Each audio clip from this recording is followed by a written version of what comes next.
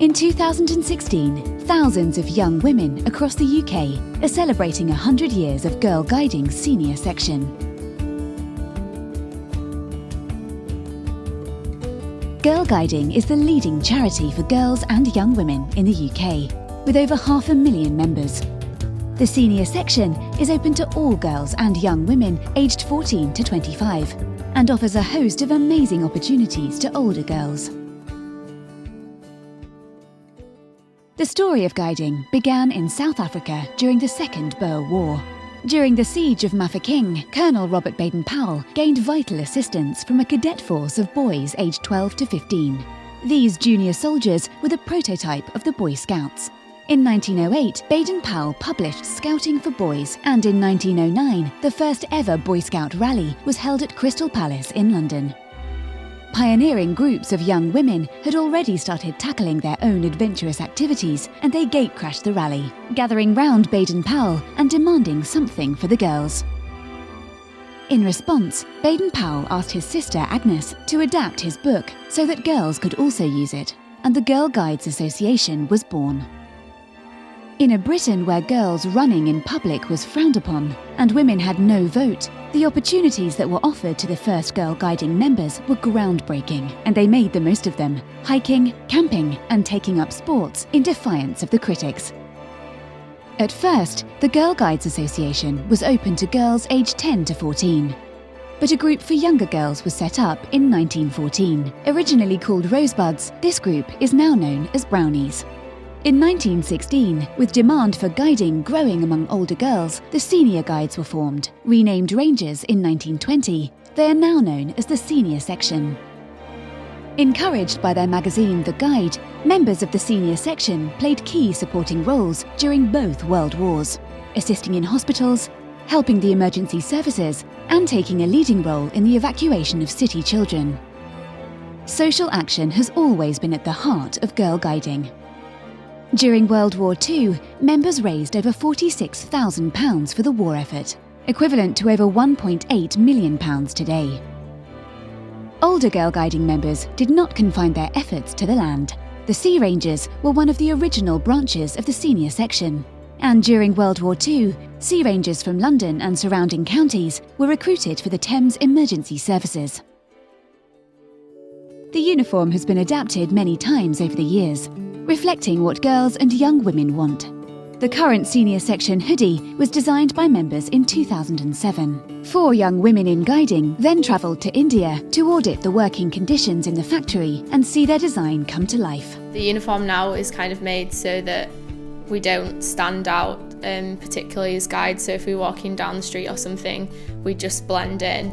So we only have like a small thing on our arm saying that we're part of senior section, so that we're rangers. But it's still recognisable, and if you wear a guide and you see someone else in the uniform, it's obvious to you that they are through guiding. I'm a lot happier with the choice of uniform we have now than what we had back then, because that probably would have put me off quite a lot.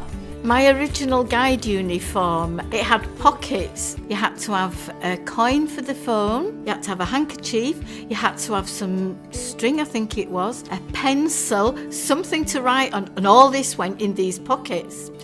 If you were a seconder or a patrol leader, you had stripes on the pockets. I was proud of that 2 stripes at one time. And you also had a lanyard to say that you were a patrol leader. And we had all our badges all the way down our sleeves. I never got badges all the way down my sleeves. I never got that many.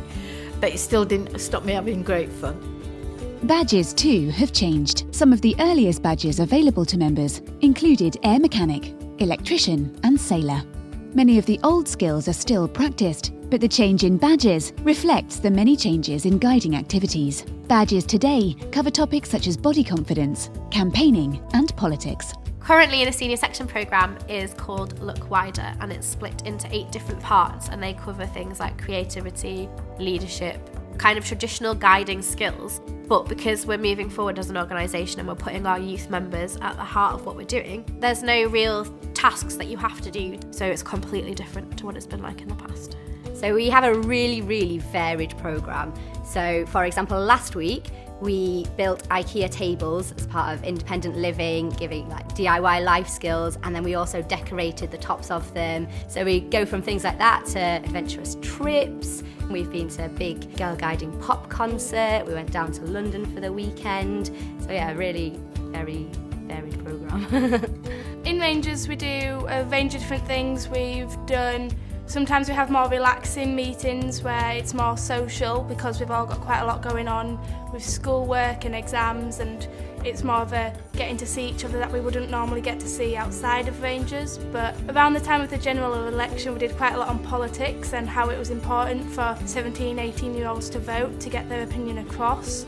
Members of the senior section can choose to be peer educators. They're trained to deliver fun, innovative and informal education to their peers and younger members on topics like body confidence and healthy relationships. Those really passionate about speaking out, campaigning in politics can join Girl Guiding's National Youth Panel, Advocate. It's made up of 18 young women from across the UK who meet several times a year to discuss the issues that matter most to them and other girls. The Queen was a member of the senior section, becoming Chief Ranger of the Empire in 1946. And one of the highest honours girls can achieve in guiding is the Queen's Guide Award.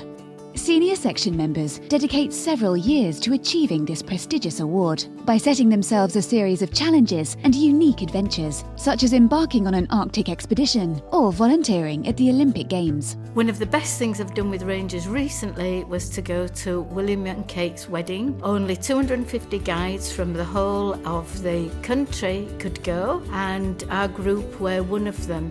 And it was just fantastic, an amazing experience. Walking down the Mall with 250 other guides and rangers right behind the police, immediately behind the wedding cortege. It was just fantastic.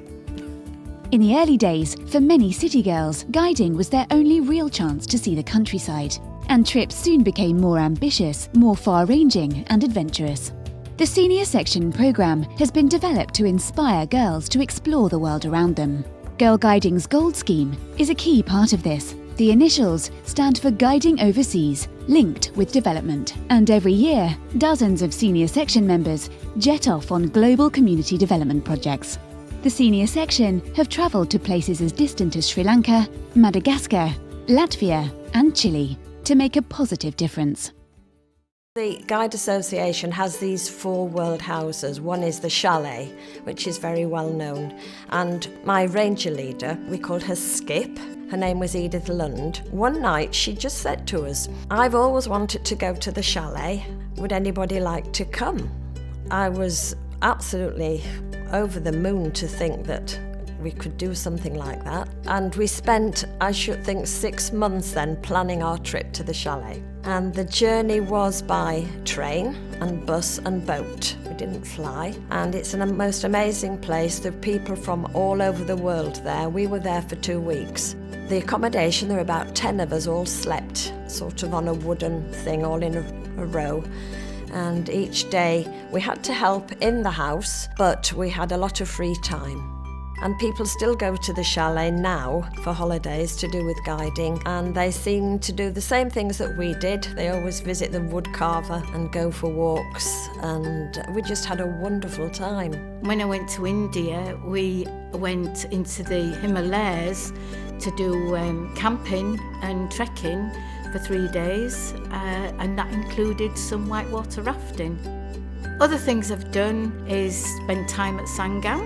We did just some amazing activities and to meet people from all over the world. And we worked in a leprosy colony, we worked in a mother's support unit where women who have been really badly beaten or even burnt, we did lots of things like that. Next year we're going to India with our senior section. We're going to go do charity work in an orphanage in India and help with a women's refuge. We're going to Sangam, which is a guide world centre, so hopefully we'll get to meet some guides from other places around the world. It's one of the 5 world centres, which shows that girl guiding really is a world thing. It's not just a British thing or an American thing, it is really worldwide. In 2016, girls and young women across the UK are leading the celebrations to mark 100 years of the senior section, organising huge events for thousands of girls in guiding. A century after it was founded, the senior section is as relevant as ever to the lives of girls and young women. In an increasingly complex world, Girlguiding offers girls and young women a safe space where they can be themselves, build their confidence and have fun. I learned a tremendous a lot about myself as much as about other things, because you learn that you are capable of doing far more than you think you are. Friends made in guiding tend to be friends that you keep for life. When I see and hear what the girls do today, I think they have so many opportunities that are offered to them through guiding. I think it helps you get a lot of different life skills. Like, we've had meetings about managing money, like what you would do if you're on minimum wage, like how would you buy a house and stuff like that. And it just gives you like lots of different skills like team building, and we do young leaders through guides, so that helps with leadership, and it's something that universities look at as well. It is a big, big family feeling, a big community where you know that not only are you part of your group, which is where you are on a weekly basis, but you're part of a larger family of guides in the UK, and then also internationally. When you meet international guides, there is really a feeling that you're all part of the same movement, that you want the same things, you're working towards the same ideals. So if you'd like to be part of this fantastic organisation and join the senior section, all you need to do is go onto the website, and all the details of how to get involved are there. You get to join in with everything and have a brilliant time at the same time.